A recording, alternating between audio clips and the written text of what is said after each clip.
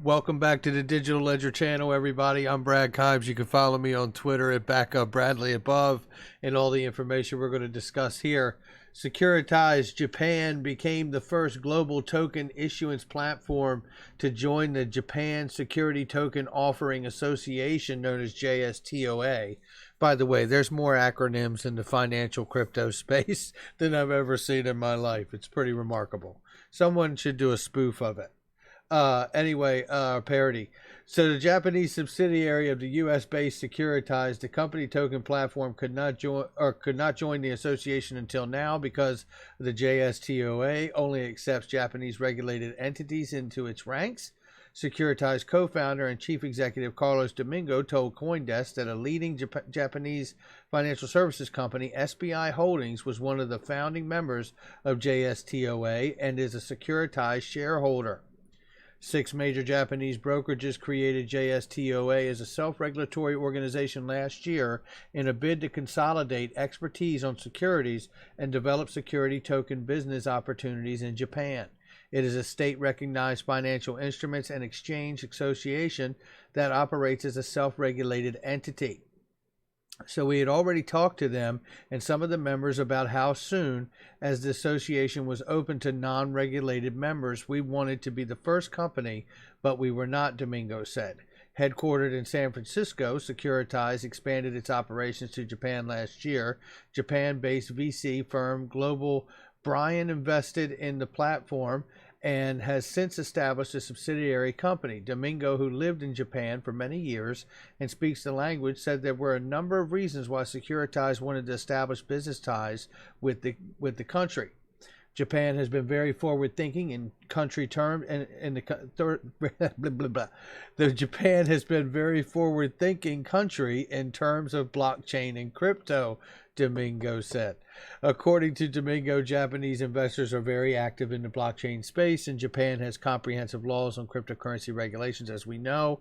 Although it has had trouble making a clear distinction between digital assets and cryptocurrencies, large financial service institutions are also inclined towards taking advantage of adopting blockchain technology and digitization for securities, Domingo added.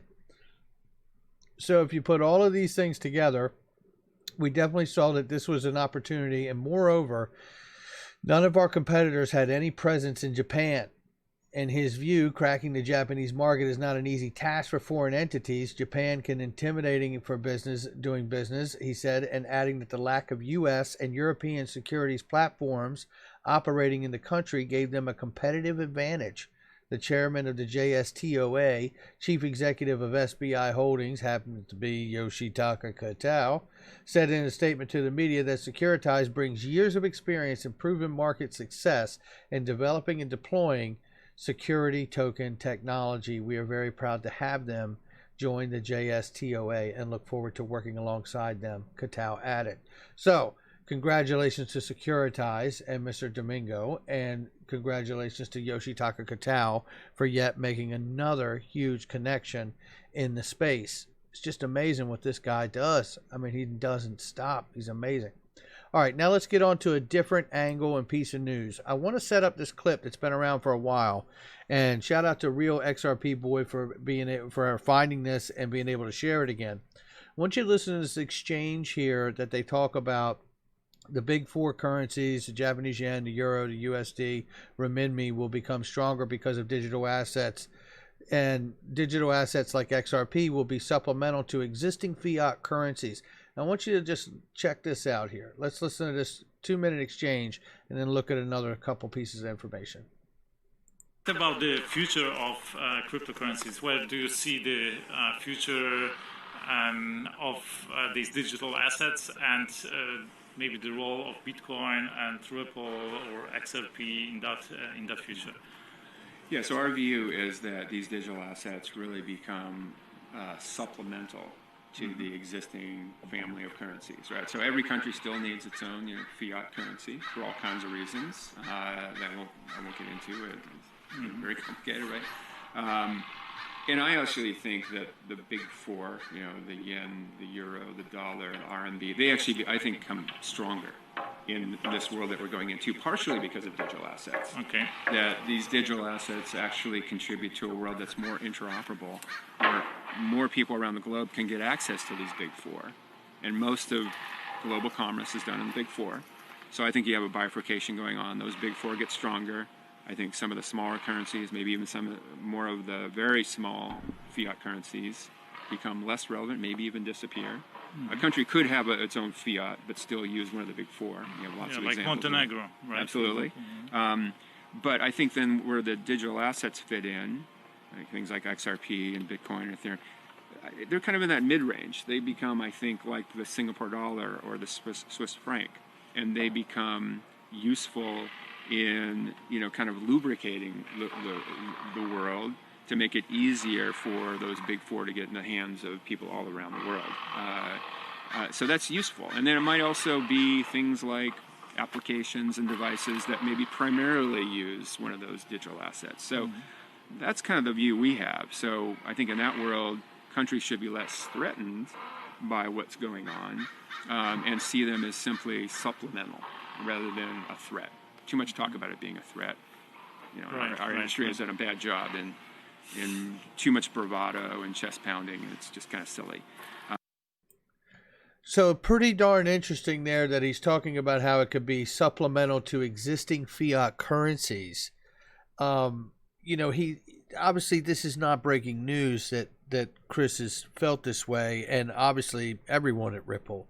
But again, I want to remind people that, with the recent paper that was put out and published by Christian Carlo and others about XRP not only not being a security, but being a currency and being a supplement to the existing fiat currencies, especially the big four.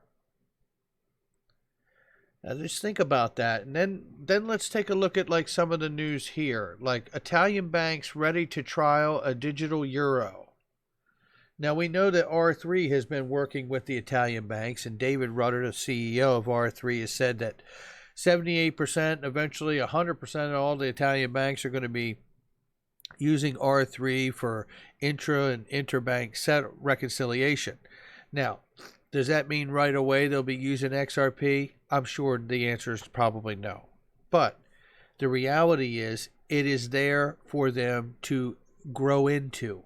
And that's the point, and that has been the point all along. So I know that you're going to get people that say, yeah, but they didn't say XRP, and that's true. But it's very robotic to think that they're not joining these systems to eventually take advantage of the full benefits of all that R3 has to offer and Ripple themselves. So, made up of over 700 Italian banking institutions, expressed its desires to help speed up implementations of digital currency, backed by the European Central Bank, ECB, which now Christine Lagarde, the former managing director of the IMF, is now the president of, and a huge advocate for cryptocurrency digital innovation. So let's keep that going. And she's not talking about Bitcoin. She made that clear. Last year, ABI set up a working group to research digital crypto assets. The group shared 10 considerations for a digital euro in Thursday's announcement, starting with monetary stability. A full compliance with European regulatory framework must be preserved as a matter of priority. The group prioritized the need for a digital currency framework to be fully compliant with the EU regulations to win the public's trust. It said the banks will play a critical role in upholding that trust. It is a second guideline. The group said Italian banks are already working with distributed ledger technology, referencing the Spunta project. The project was an initiative by ABI Lab to integrate blockchain to speed up the processing of interbank settlements, which we just talked about. According to the group, a central bank digital currency, CBDC, would lead to the future innovations to the traditional banking system like peer-to-peer transactions, machine-to-machine transactions, and the ability to manage exchange rate and interest rate risks thanks to programmable capabilities of digital currencies. A programmable digital currency represents an innovation in the financial field capable of profoundly revolutionizing money and exchange. Money and exchange. Just like Chris Larson has talked about with the supplement to the existing fiat currencies. Italy is not the first nation to express an interest in experimenting with a digital euro. Earlier this year, France's central bank sent out a call for a proposal for CBD experiments. The Dutch central bank also announced the Netherlands was willing to trial a digital euro. Last year, the head of Germany's bank, Jens Wiedemann, in a speech, warned that a CBDC could destabilize financial systems. Later in the year, the Association of German Banks made an announcement advocating for a programmable digital euro. The Italian central bank has yet to comment on the ABI's announcement. Okay. And one more piece. This now, obviously, you take this how you want. Deutsche Bank has been in very, very bad shape financially. Now,